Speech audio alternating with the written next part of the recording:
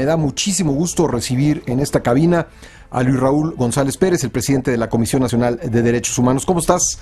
Me da mucho gusto, presidente, ¿cómo te va? Saludarte, estar con tu auditorio. Gracias por la invitación, muy amables. Me siento muy honrado de estar acá. Un placer que nos acompañes. Bueno, pues yo creo que hay muchos temas sobre la mesa, pero me parece que el más coyuntural es el que ocurrió o lo que ha sucedido a raíz del asesinato del juez Bermúdez Zacarías en Metepec. Creo que pues darle a los impartidores de justicia una seguridad para hacer su trabajo, decisiones muy importantes son las que dependen de ellos, y finalmente el que haya impunidad o no también depende de un buen trabajo por parte de los jueces. ¿Cómo viste este asunto? ¿Qué reflexiones te ha producido? Bueno, primero una reflexión de condena, de rechazo a todo tipo de violencia, condolencias a los familiares, a los integrantes del Poder Judicial. Creo que no es ajeno lo que estamos viviendo en ciertas regiones, en ciertos espacios del país, que es este tema de la violencia y la inseguridad.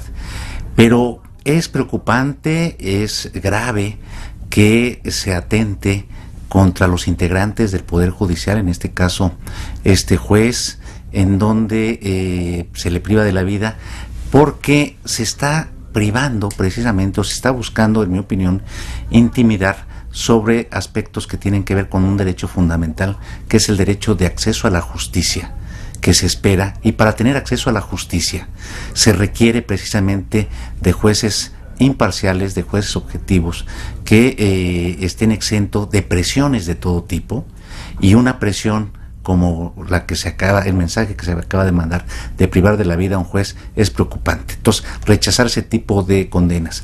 ¿Qué es otra de las reflexiones que nos debe dejar este asunto? Precisamente brindar todo tipo de seguridades a los impartidores de justicia que tengan que ver con casos delicados, sensibles, en donde puede estar en riesgo su propia integridad. Pero el tema fundamental, en mi opinión, es cuál es el meollo, el núcleo central para poder avanzar erradicando este tipo de conductas. Uno, reducir la impunidad, es decir, que se investigue a cabalidad quién cometió este homicidio, si hay autor intelectual, quién puede estar atrás del homicidio en su caso, que se le juzgue y que se le sancione con el máximo rigor de la ley. Sea quien sea. Sea quien sea, se le debe aplicar la ley.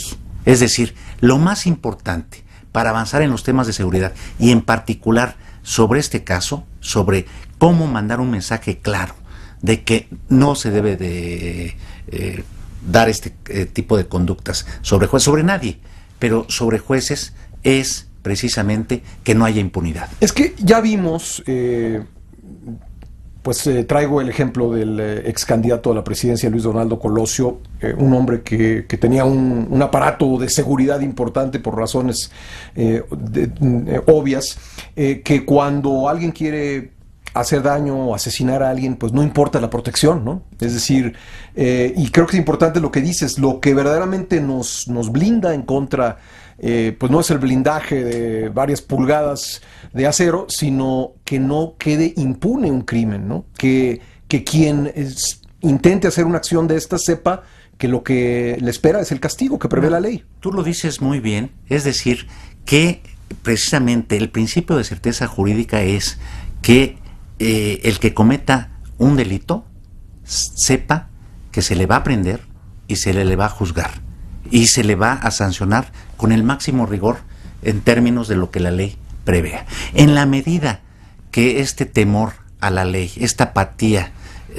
por el cumplimiento de la ley siga prevaleciendo, es un círculo vicioso que invita a que este tipo de conductas se sigan repitiendo. Lo mismo lo digo para ciudadanos, pero en este caso se hace evidente que tratándose de un juzgador se está afectando también a la sociedad en su conjunto. ¿Por qué? Porque precisamente si el homicidio se confirmara que tiene que ver con su actividad, son líneas de investigación que se tiene que seguir, no puedo apresurarme en una conclusión, pero querría decir que se está afectando precisamente el tema de administración de justicia. Ahora, la Judicatura ha presentado una denuncia por la divulgación de los videos que registraron el momento de este asesinato. ¿Qué opinas al respecto, Luis Raúl? Mira, en casos, desde luego, el derecho a la información y la libre expresión, pero también estoy cierto que hay elementos, si estos elementos estaban contenidos en una averiguación o estaban en manos de alguna autoridad, la autoridad tiene la obligación de tener preservado esa evidencia para no contaminarla, para que se pueda nuevamente procurar y administrar justicia y no quede impune el delito. Entonces, si alguna autoridad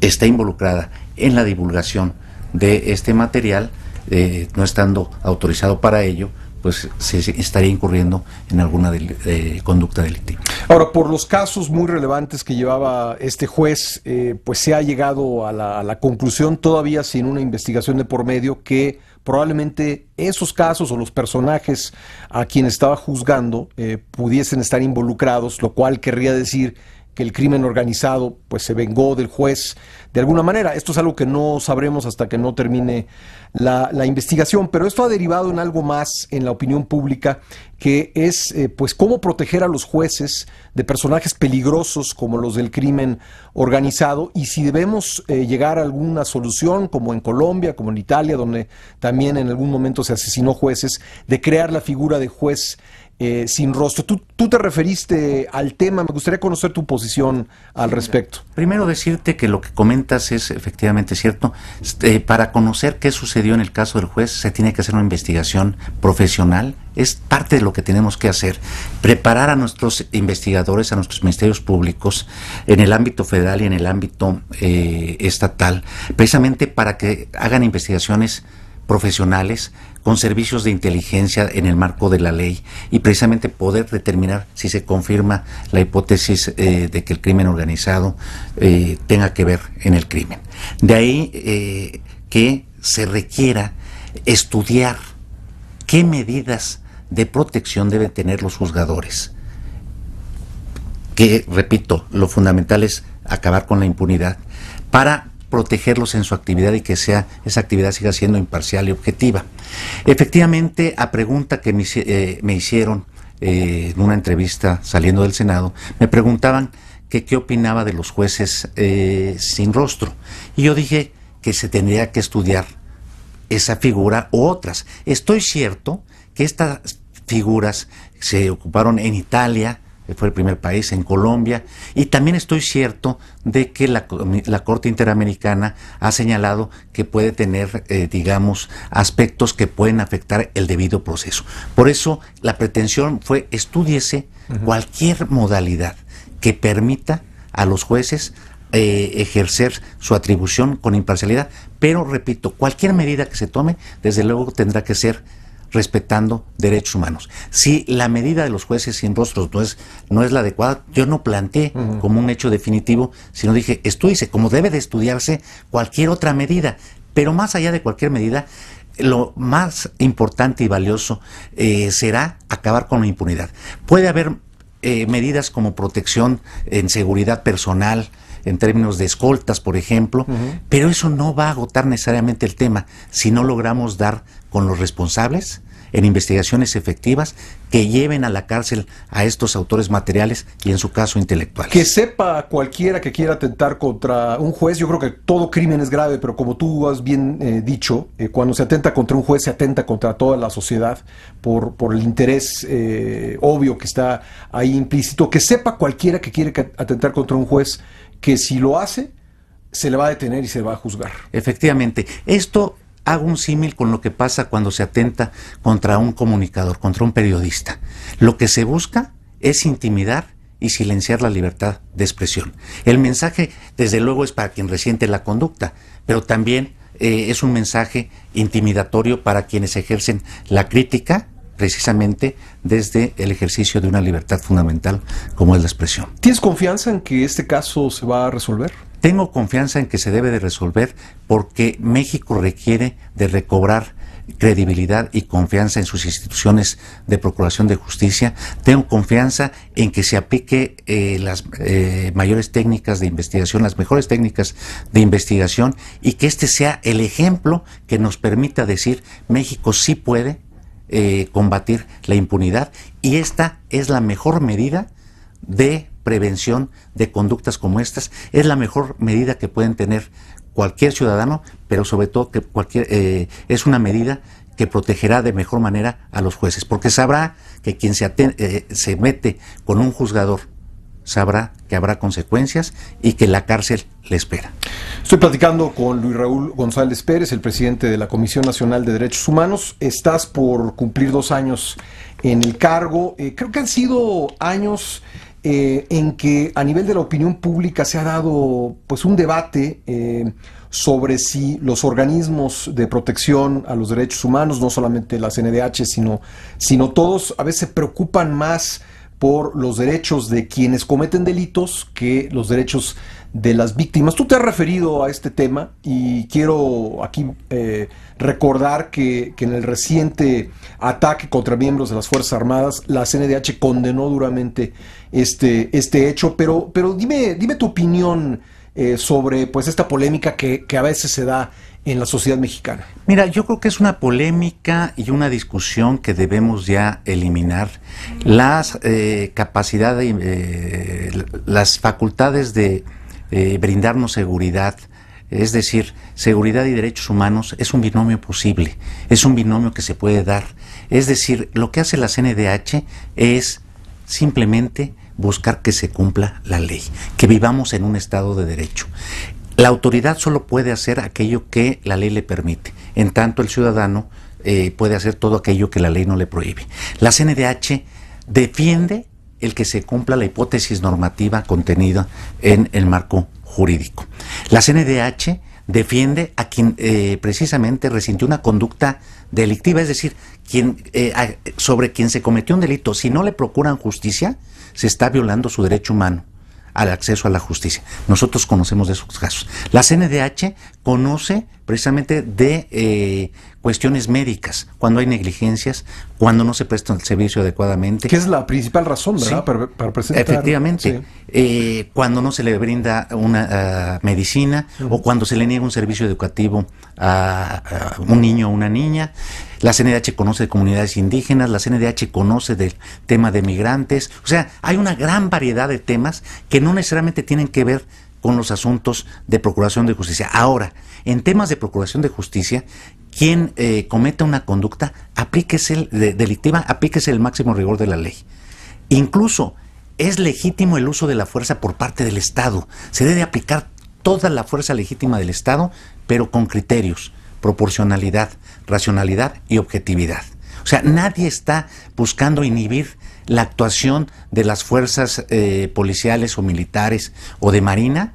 Ellos deben de cumplir sus tareas de la mejor manera posible en el marco de la ley y con respeto a derechos humanos. Yo condené el hecho de lo sucedido en Sinaloa contra los militares, mandé las condolencias a la familia y a los integrantes del ejército, señalé nuevamente que se investigue y que se condene a los responsables, y señalé que estamos en favor de que la actuación de los policías y de las Fuerzas Armadas se dé precisamente con el uso de todas las herramientas que la ley les permita y el respeto a los derechos humanos. ¿Les faltan instrumentos jurídicos, les falta un mejor marco legal a las Fuerzas Armadas para participar en tareas de seguridad pública, sobre todo teniendo en cuenta que no será mañana cuando tengamos policías plenamente capacitadas, profesionales, que ojalá algún día las tengamos, pero mientras tanto creo que ahí están las Fuerzas Armadas para pues, llenar ese hueco que tenemos? ¿Ellos tienen todo el marco jurídico que requieren? Mira, es un reclamo que han venido haciendo de tener certeza jurídica en las actuaciones que realizan. Yo creo que hay que ver que se les brinde la certeza jurídica, pero toda regulación que se dé tiene que tener como límite, el respeto a los derechos humanos. Es decir, las Fuerzas Armadas no están ahí por voluntad propia, sino por la necesidad que tú acabas de expresar. Ante las fallas que hemos tenido en nuestras policías para la prevención del delito y la persecución del delito, las Fuerzas Armadas han tenido que estar en las calles. Lo deseable es que retornen a los cuarteles, pero en la medida que podamos decir que ya tenemos policías capacitadas y profesionales. De ahí que lo mejor sea encontrar la fórmula adecuada en términos de certeza jurídica en la actuación de las Fuerzas Armadas, con total respeto a derechos humanos. ¿Existen todos los protocolos o habría que afinarlos un poco? Digamos, una situación en la que al estar patrullando un camino, de repente se topa de frente un grupo de soldados con personas con armas de alto poder. ¿Qué tienen que hacer? ¿Qué están autorizados a hacer en ese momento? Están autorizados a repeler toda agresión con la misma fuerza y resistencia de la que están teniendo, y nadie podrá objetar si su actuación fue en uso legítimo de la fuerza, con protocolos que están establecidos, los tienen las Fuerzas Armadas, los tienen no hace los falta cuerpos más policiales. Lo que hace falta es cumplir esos protocolos. Te doy un ejemplo. Sí. ¿Qué pasa si en ese operativo se cumple el protocolo de que lleven cámaras en sus cascos? Entonces hay una evidencia para decir, vean cómo fue la actuación de estos cuerpos. ¿Eso ha faltado, por ejemplo, en el caso Tanuato, en otros casos? Efectivamente, ha faltado. Nosotros hemos insistido sobre esta circunstancia. Yo quiero decir, se ha señalado insistentemente que debemos de acompañar en los operativos a las fuerzas policiales. Quiero señalar que la comisión ha participado en algunas tareas. Pero no pueden estar en todos. Pero aunque estuviéramos en todos, sí, no vamos a poder cubrir todos los ángulos. Sí, claro. Y además no tenemos la preparación para contener esas cosas. Sí. Yo creo que lo que tenemos que hacer es cada quien cumplir las atribuciones para las que fuimos designados, cumplir el marco legal. Y el marco legal dice, tú puedes usar la fuerza que te da el Estado bajo estas circunstancias y estos protocolos.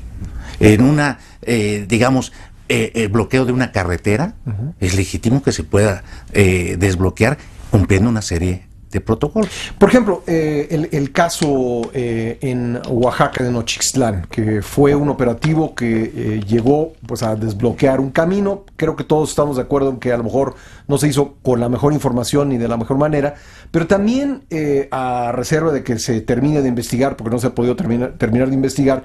Parece que sí hay bastantes evidencias de que quienes llegaron a hacer ese trabajo fueron recibidos a tiros por personas que estaban en el otro lado. En esos casos, pues se abre un montón de variantes, ¿no? Un montón de variables, perdón, y que es, ¿cómo actuar ante una situación semejante? Mira, es un caso que no está agotado en su investigación. Nosotros tenemos abierto el expediente, estamos investigando, no hay conclusiones, es una de las líneas de investigación, ver cómo se desencadenó ese evento. Estamos investigando todo el contexto en el que se dio para determinar las violaciones a derechos humanos que hubo, y por parte de la Procuraduría General de la República los delitos en que se pudieron haber incurrido. Entonces es un caso todavía abierto, pero... ¿Le pones fecha a terminar esa lo antes posible, porque es del interés de todo. Yo quiero señalar que en el caso de la Comisión Nacional, todo pronunciamiento que haga en términos de una recomendación tiene que estar sólidamente soportado, y es parte de lo que nosotros trabajamos. Pero sí volver a insistir en que desde luego estamos en favor de que en el caso de los eventos que han sucedido, el uso legítimo de la fuerza se dé con respeto a las atribuciones que cada quien tenga y con total respeto a los derechos humanos. Es totalmente compatible. Lo que hay que hacer es profesionalizar las investigaciones. Incluso es compatible con la ley, la participación de las Fuerzas Armadas. Mira, la participación de las Fuerzas Armadas está determinada a partir de una interpretación de la Suprema Corte de Justicia de la Nación, que establece que a petición de la autoridad civil se puede dar esta participación.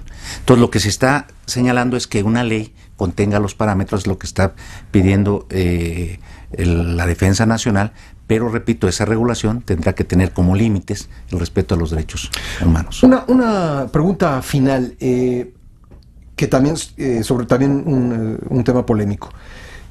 Los profesores son servidores públicos. Como servidores públicos, ¿pueden violar derechos humanos? Mira, desde luego que todo servidor público que por acción o por omisión puede violentar derechos humanos. Hay que ver el momento de la actuación en función de qué están actuando. Si como sindicato es una asociación civil, no, en qué carácter participaron. Dos, hay distintas perspectivas. Entonces, desde esa perspectiva se tiene que hacer un análisis. No es una respuesta simple decir, por ser servidor público, cometo el delito. Te pongo un ejemplo. Cualquier persona que sea servidor público puede cometer una conducta, pero no porque sea servidor público la hizo automáticamente todo lo que hace viola derechos humanos. Profesores que dejan sin clases a niños por una protesta magisterial. Ahí tendríamos que ver la responsabilidad de la autoridad, si actúa o no actúa respecto de sus servidores en términos de su relación laboral que están faltando. Profesores que son a los que se les descuenta salario o se les despide por faltar reiteradamente a clases, como establece la nueva reforma educativa, ¿esas son violaciones a los derechos humanos o es una conducta? Es una conducta laboral. Y es una conducta, digamos, yo sé que a lo mejor no es el tema específico de la materia que te toca, pero ¿tiene derecho a alegar un profesor despedido por esa causa que se le están violando sus derechos humanos? Mira, hace unos años se hizo una reforma en el 2011 para que la comisión pudiera conocer de asuntos laborales. Pero los asuntos laborales que puede conocer son de tipo administrativo, no conflictos entre patrón y trabajador, aunque sea una institución de Estado. Puede conocer, por ejemplo, de inejecución de laudos, porque es un aspecto administrativo, no tiene que ver con la litis central, sino con la ejecución de un laudo, o con una notificación, o con la dilación de las juntas de conciliación y arbitraje, pero no en el tema de la relación directa entre trabajador y patrón. Pues Luis Raúl González Pérez, presidente de la Comisión Nacional de Derechos Humanos, te agradezco mucho siempre tu apertura para conversar con nosotros y muchas gracias por venir a platicarnos y a responder preguntas sobre estos temas. No, al contrario, y muchas gracias por el espacio y felicidades por los nuevos proyectos que emprende este grupo. Gracias, muy amable, gracias al ombudsman Luis Raúl González Pérez.